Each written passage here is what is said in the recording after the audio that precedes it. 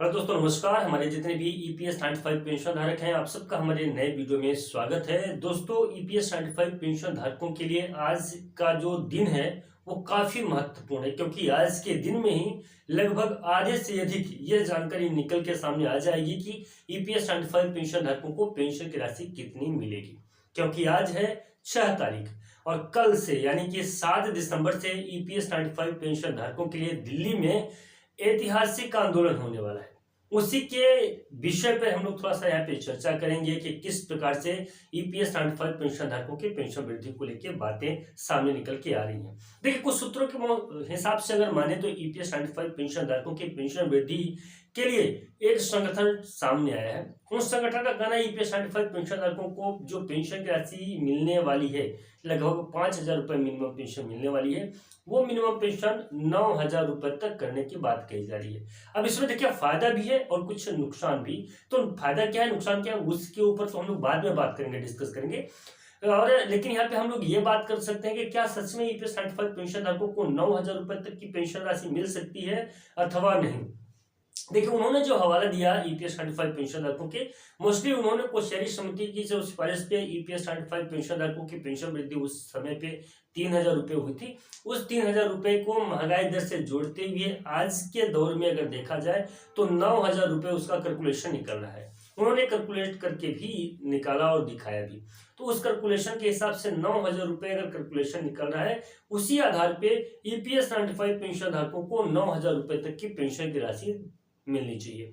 अब थोड़ा सा मैं यहाँ पे राष्ट्रीय संघर्ष समिति की टीम को जोड़ना चाहता हूँ, यानी कि एनएससी की टीम को जोड़ता हूँ। तो देखिए, एनएससी की टीम लगातार आज 6 सालों से संघर्ष प्रयास कर रही है कि ईपीएस 95 पेंशन धारकों को पेंशन की राशि मुहैया कराई जाए, लेकिन पेंशन की राशि नहीं मिल पा रही है किसी कारणों की वजह से। जैसे ईपीएस 95 पेंशन धारकों का चाहे लाइफ सर्टिफिकेट से संबंधित हो, कुछ पेपर वर्क कंप्लीट नहीं है, या कुछ नए स्तर से जो तो श्रम मंत्रालय की तरफ से उनको जोड़ने की बात करी है, वो जैसे जुड़ जाते हैं, उनका पेपर डॉक्यूमेंट सारी चीजें जो तो वेरीफाइड हो जाती है, सब कुछ कंप्लीट हो जाता है और किस आधार पर उनको पेंशन की राशि दी जाएगी वो क्लियर हो जाता है।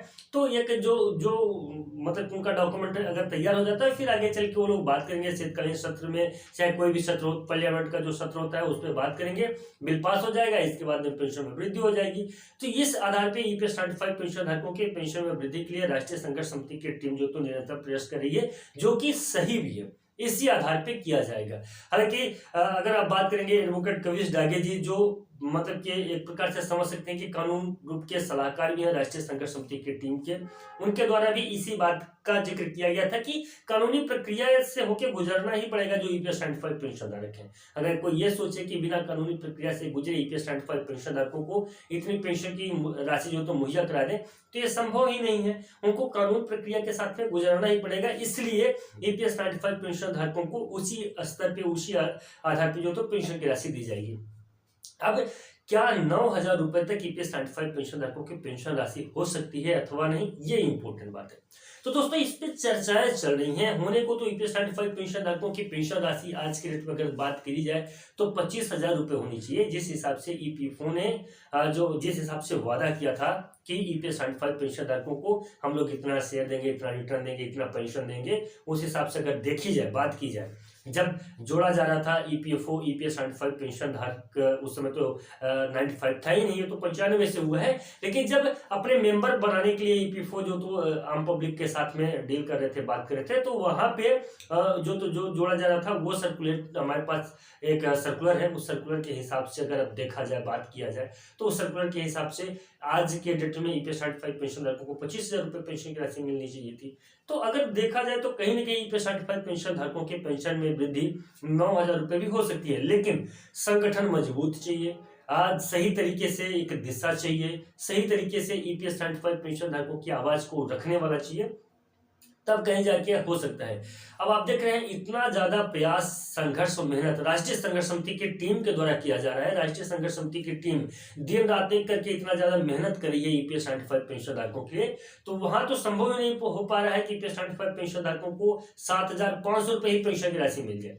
कभी 3,000 रुपए पे ओके हो रहा है तो कभी 5,000 रुपए पे ओके हो रहा है।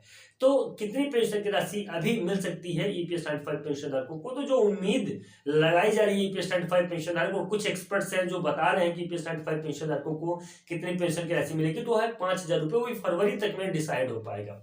कुछ ऐसी भी जानकारियां मिल रही है कि फरवरी तक में डिसाइड हो पाएगा। एक पेपर में मैंने आपको दिखाया था, उस पेपर के हिसाब से तो फरवरी में ईपीएस 95 पेंशन धारकों को पेंशन की राशि दी जाएगी। लेकिन उसमें यह नहीं क्लियर था कि जो मिनिमम पेंशन है कि हायर पेंशन है। जहां तक उम्मीद है तो वो हायर पेंशन की बात रही होगी, क्योंकि मानी सुप्रीम कोर्ट से जो फैसला आएगा वो हायर पेंशन के ऊपर था, तो हायर पेंशन की बात वो थी। लेकिन यहाँ पे अगर बात देखा जाए तो मिनिमम पेंशन को लेके ईपीएस 95 पेंशन धारकों को 5,000 रुपए तक की पेंशन राशि दी जाएगी। उम्मीद करता हूं दोस्तों ये वीडियो आपको अच्छा लगा होगा, और आपकी क्या विचारधारा है इस पे, आपका क्या कहना है कमेंट में जरूर बताइएगा। मिलते हैं नई वीडियो में और नए अपडेट में, तब तक के लिए नमस्कार, जय हिंद, जय भारत।